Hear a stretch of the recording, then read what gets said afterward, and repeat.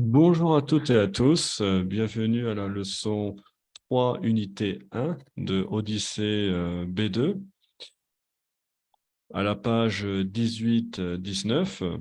Donc, on traitera aujourd'hui de cette page-là, qui consiste à voir le vocabulaire des modes de vie et des habitations, ainsi que l'interaction pour présenter les avantages et les inconvénients d'une position dite différente.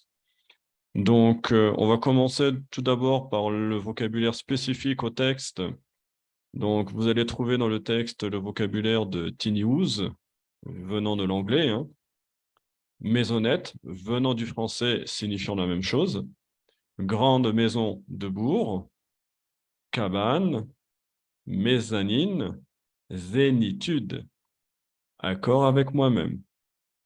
Donc, pour tiny house, c'est une définition qui peut être faite par maison de petite dimension. Pour maisonnette, ça sera exactement la même définition, maison de petite dimension.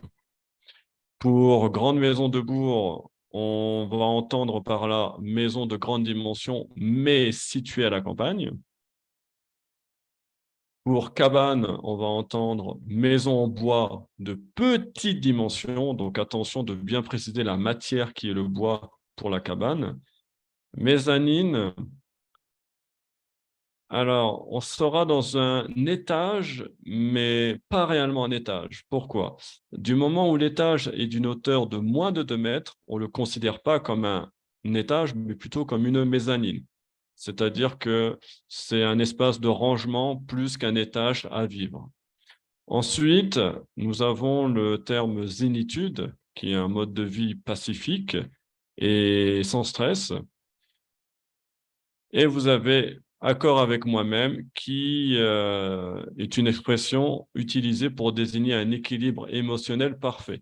C'est-à-dire que vous n'avez aucun remords, vous êtes en parfaite paix avec vos valeurs morales. Ensuite, je vais vous proposer pour étudier les avantages et les inconvénients une interaction entre Claire et Christine, qui sont deux amies qui vont échanger leurs idées. Bonjour Christine. Bonjour Claire. Est-ce que c'est difficile de vivre dans une petite maison? Non, et cela présente l'avantage de faire des économies. Ce mode de vie extérieur est marginal? Non, je le qualifie de libérateur. Donc là, vous avez vu qu'en rouge, nous avons les inconvénients. Ce sont souvent les questions qui sont à but explicatif, qui vont utiliser des inconvénients dans un discours, comme vous l'avez vu à l'instant.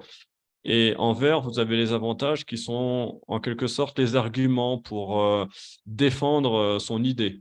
Souvent, hein, souvent, ça sera comme ça.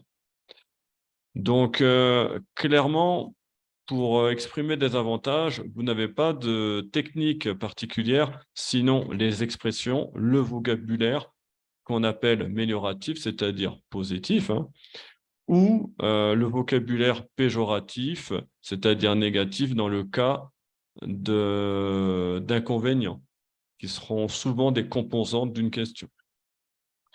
Donc, ça sera tout pour aujourd'hui. Maintenant, je vous invite à pratiquer sur le cahier d'activité. Ça vous permettra d'assimiler ce qu'on a vu à l'instant. Et surtout, n'oubliez pas de consulter votre PACE pour vérifier les exercices à faire. Donc, je vous souhaite une bonne fin de journée et je vous dis au revoir.